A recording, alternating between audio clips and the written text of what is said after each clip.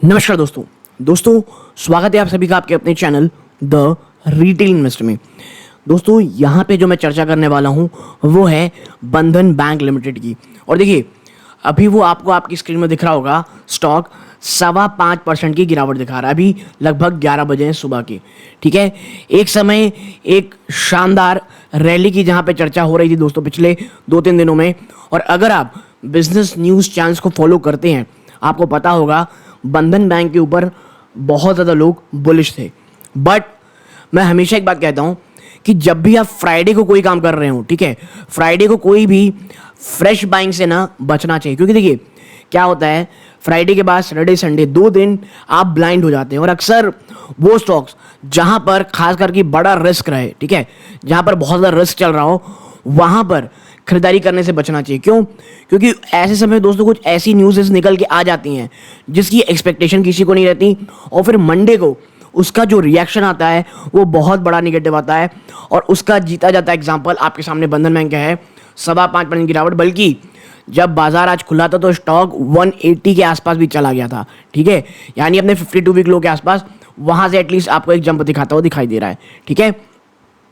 और खबर क्या थी दोस्तों आपको थोड़ी देर बताऊंगा। हाँ, एक चीज़ है कि वहाँ से थोड़ा बैंक आप देखें सुधरता हुआ दिखाई दे रहा है, लेकिन प्लीज़ मैं आपसे कहूँगा हड़बड़ाएं नहीं। बाजार बंद होगा 3:30 बजे दोस्तों, तब तक स्टॉक में कुछ भी उठापटक हो सकती है, ये चीज़ अपने ध्यान में जरूर रखिएगा। हाँ, मैं ये ज़रूर कहूँगा बंधन बैंक में अगर आपका आने वाले 2 से 3 साल का प्लान है तो भाई साहब बंधन बैंक इन स्तरों में तो एक बहुत ही अच्छी बाइंग है, एक बहुत अच्छी आप कह सकते हैं बेट है। और इसके साथ ही साथ बंधन बैंक में जो खबर निकल के आई है वो ऐसी खबर नहीं है दोस्तों जो इसके फंडामेंटल्स को बहुत बुरी कदर आप कह सकते हैं हिट कर सके। हाँ, कंपनी के लिए एक चैलेंजिंग समय हो सकता है। क्यों? क्योंकि बंधन बैंक के एमडी और सीईओ साहब ने यहाँ पे वो रिज़ाइन देने वाले हैं। रीज़न ये है दोस्तों कि उनका टेन्योर ही ख़त्म हो रहा है, और ऐसे में बंधन बैंक के सामने चैलेंज ये है कि कोई एक नया सीईओ लेकर के आए। कंपनी अभी तक तो ये कह रही है कि बाहर से कोई सीईओ मंगाएंगे, या मंगाने के इन द सेंस दोस्तों बाहर से हम कोई सीईओ हायर करेंगे, दैट्स द करेक्ट वर्ड, ठीक है। लेकिन इन तमाम चीज़ों की भी जेफरीज ने जो बात कही है ना, उसने बहुत बड़ा झटका दिया है निवेशकों को। टारगेट में 40%, जी हाँ आप सही पढ़ रहे हैं, लगभग 40% का नीचे स्तरों पे बात कही है, ठीक है। लेकिन इसके साथ ही साथ एक ट्विस्ट है दोस्तों जो कोटक सिक्योरिटी लेकर के आ रही है। वो क्या ट्विस्ट है इस वीडियो में चर्चा करेंगे। लेकिन आगे बढ़ने से पहले दोस्तों अगर आप इस चैनल पहली बार आए हैं प्लीज़ सब्सक्राइब का बटन ज़रूर दबाइएगा, वीडियो अच्छी लगती हो लाइक ज़रूर कीजिएगा, ठीक है। अब वापस से चलते हैं स्टॉक की तरफ। देखिए मैं आपको बता दूं बंधन बैंक अभी भी इसमें चल रहा है, ठीक है। आप देखें ये आर्टिकल देखें, आप देखें बंधन बैंक शेयर फॉल्स 9% गिरावट दिखाया था। आज 8 अप्रैल है, आज की बात है, आफ्टर एमडी सीईओ रिजाइंस। और इसके साथ साथ जेफरीज ने डाउनग्रेड किया स्टॉक को और टारगेट्स भी कट किए हैं। देखिए इसका रीज़न ये है, आप इसको पूरा पढ़िए, उसको पूरा देखिएगा वरना पूरा क्रक्स समझ नहीं पाएंगे, ठीक है।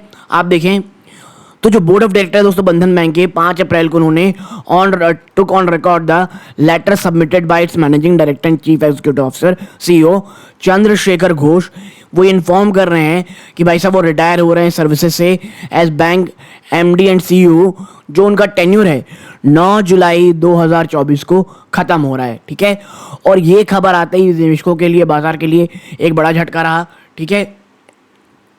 आगे देखिए इसके बाद क्या होता है कि जो फॉरेन ब्रोकरेज है जेफरीज, उन्होंने बड़ी मात्रा में इसे डाउनग्रेड किया है दोस्तों और अंडर परफॉर्म की रेटिंग दी है फ्रॉम बाय, ठीक है, after it's founder and CEO Ghosh resign with effect on 9 July this year. जो जेफरीज है उसने टारगेट को गिराया दोस्तों, स्लैश किया है बंधन बैंक के 170 रुपये में, जो पहले 290 रुपये थी, और implying a potential downside nearly 14%, ठीक है।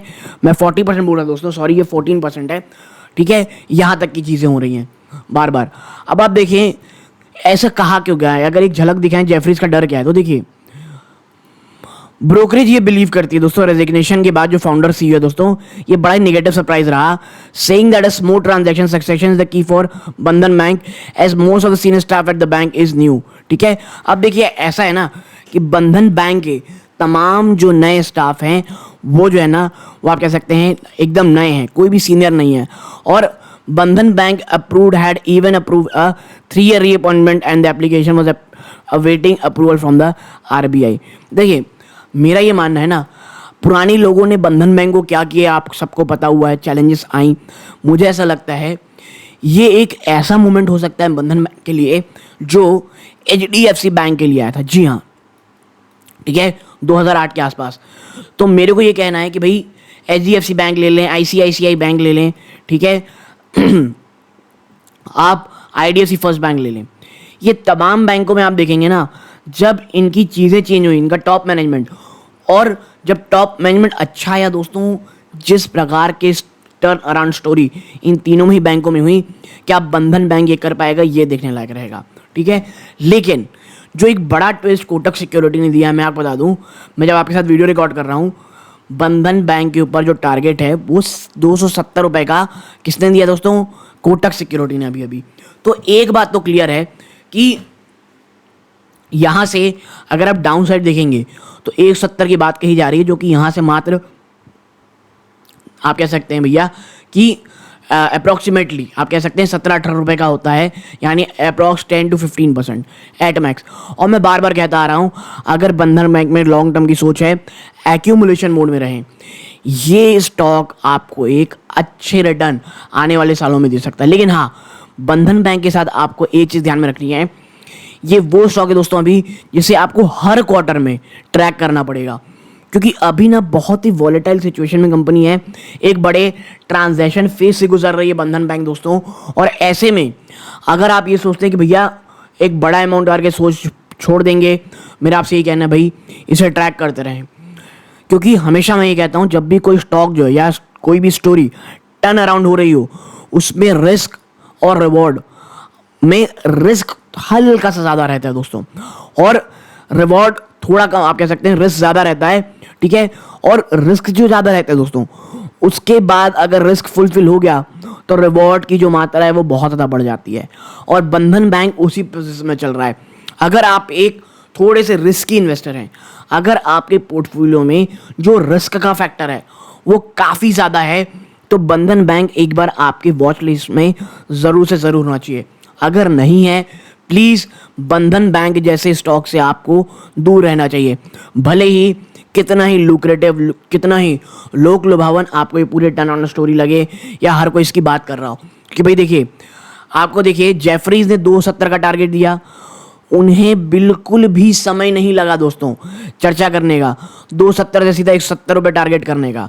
ठीक है, तो टारगेट के पीछे ना जाते हुए रैशनल में हमको जाना चाहिए, वरना भैया कंपनी से क्या है, वो टारगेट कभी भी ऊपर नीचे करते रहेंगे और हम एज ए इन्वेस्टर उसमें सिर्फ और सिर्फ फंसने का काम करते रहेंगे। तो मेरा यही मानना है, लॉन्ग टर्म का विजन है, एक्यूमुलेशन मोड में रह सकते हैं, और इतना ही नहीं, हर क्वार्टरली नंबर्स में इसमें ज़रूर नज़र रखें, खास करके बंधन बैंक का जो एनपीए है, ठीक है, चाहे वो आप कह सकते हैं नेट एनपीए हो या ग्रॉस एनपीए हो, दोनों ही चीज़ें एक बड़ा कंसर्न है। ये आने वाले क्वार्टर्स में कंपनी किस तरह से आप जैसे इस प्रॉब्लम को पार करती है, ये हम सबके लिए देखने लायक ज़रूर रहेगा दोस्तों। तो आप यहाँ तक जुड़े रहे, इस बात का बहुत बहुत धन्यवाद। ये इस वीडियो का अंत है। जय हिंद दोस्तों।